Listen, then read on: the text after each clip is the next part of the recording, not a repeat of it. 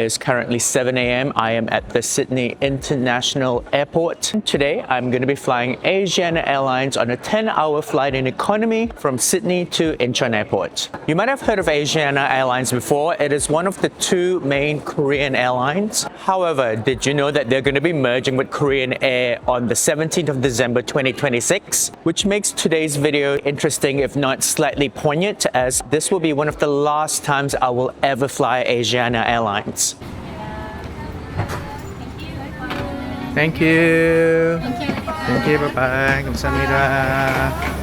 Once one of Korea's most recognizable airlines, it is now living on borrowed time. So before the brand disappears, I wanted to find out, is Asiana still worth flying? And so apart from a little nostalgia trip today, I'm also going to be reviewing my entire flight experience from check-in to the cabin, to the service and the food. It's the current queue situation, which is impressive given that we're about 4.5 hours away from departure time. So luckily I checked in online beforehand, which meant that I got to go on this much shorter, non-existent queue instead of the normal queue, which meant that the check-in was a real breeze and I was within the waiting area for boarding within 20 minutes. And by the way, if you're flying from Incheon, the check-in process is even easier as there is a check-in machine. I'm at the gate now to board and it looks like it's going to be a full flight today. So while we're waiting to board, here's a bit more info on this Korean Air and Asiana Airlines merger, because I was just as shocked as you when I found out. This happened as Asiana has reportedly been financially struggling for years. However, as the move combines Korea's two biggest international airlines, regulators were worried about reduced competition and hence increased pricing, which is why it took around 4 years for the final approvals to happen. The final approvals took place in December 2024. However, Asiana has been allowed to continue operating independently during a transition period from then right up to December 2026, where the full integration is expected to take place.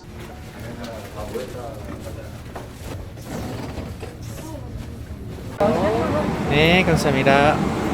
Today, I'm flying Asiana Airlines on their Boeing 777-200, one of the older wide-body aircrafts in Asiana's long-haul fleet. Here we are in the economy cabin. It's a 3x3x3 configuration. And I have to say, it definitely still felt like Asiana as I stepped on board, from the warm greeting of the crew and the branding of the aircraft. But now I'm going to be honest, Boeing 777-200 is not the newest aircraft in the sky, so the cabin itself, while still superbly clean, is looking a little bit old. But I mean, I don't know if Asiana really has any incentive to upgrade anything during this transition period. That being said, the cabin itself felt reasonably spacious. Legroom was pretty decent for a long-haul flight. That being said, I am only about 5'7", and so if you are taller, you may want to consider upgrading to one of the front row seats or exit row seat. The seat itself had an adjustable headrest, fairly decent recline, and basically enough space to settle in for a long-haul flight. The padding on the seat, I would say, is also in between the harsh, hard ones that you would typically get on a budget flight and the plushy soft ones that you'll get on a premium airline like Singapore Airlines. The seat came with a pillow, a blanket, headphones, and also a cute little amenity kit that contained disposable slippers and a toothbrush kit, which really does go to showcase how Asiana Airlines pays attention to the little details. The airline also comes with an online entertainment system that was packed with a decent movie selection. There's also a fold-out tray table for the meals, a seat back pocket with all the usual safety card and airline literature, but perhaps more importantly, there's also charging ports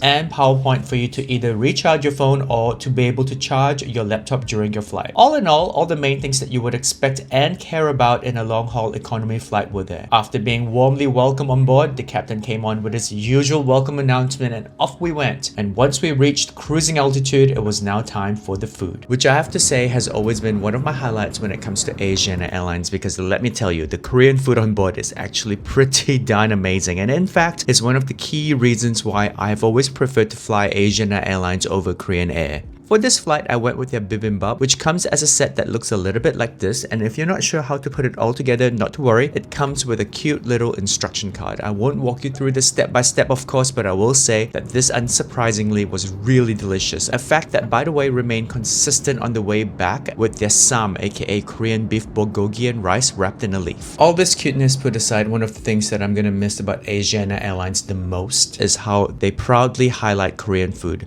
I remember having their food way back when I flew them for the first time and found it to be a great pre-introduction to Korean food, and has been a big reason as to why I am now obsessed with not just Korean food but with everything related to Korean culture. And as it was a 10-hour flight, we were also served a second meal, which for the flight from Sydney to Incheon was a spicy fish with vegetables and rice. It was equally as delicious. 오른쪽으로 천천히 내려가면서 왼쪽 옆구리를 늘려주세요.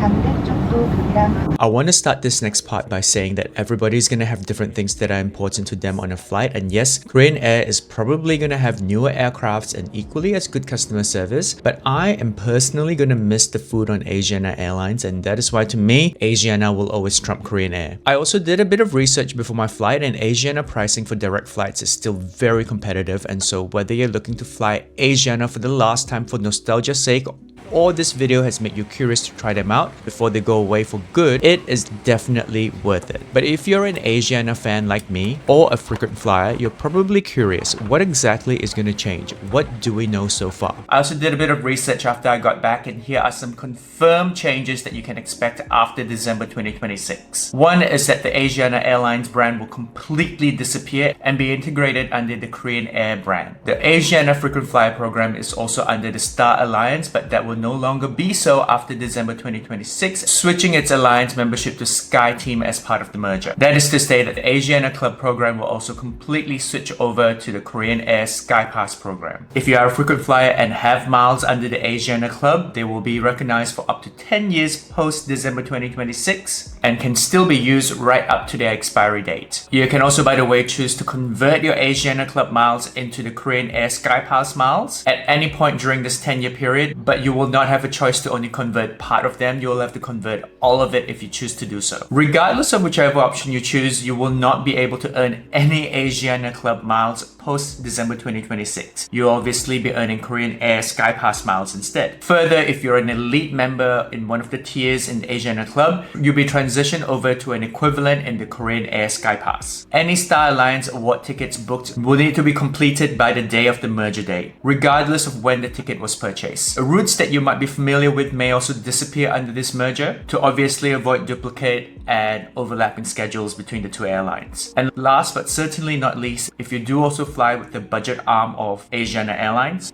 aka Air Busan and Air Seoul, those will be integrated under Korean Air's budget arm, aka Jin Air. Thank you. Thank you. Bye-bye. 감사합니다. That was actually quite emotional. I can't believe that that was my last ever official flight with Asiana Airlines. I'm actually kind of sad about it. I used to live in Manila for many years and I used to fly them all the time to Korea. So I sure hope that some semblance of it is still going to be around. But I do hope that you found value in today's video. And if you have, don't forget to like, comment, subscribe, share. All the good things that you know are going to appease those holy YouTube algorithm gods, but way more importantly, it's just going to make my day as a content creator. If you like flight reviews, I'm going to leave a few of them at the end of this video so that you can go ahead and watch those next. And as always, I hope that you have a fantastic day ahead or that you've already had a good day. I'm going to see you real soon in the next video. Ta-da!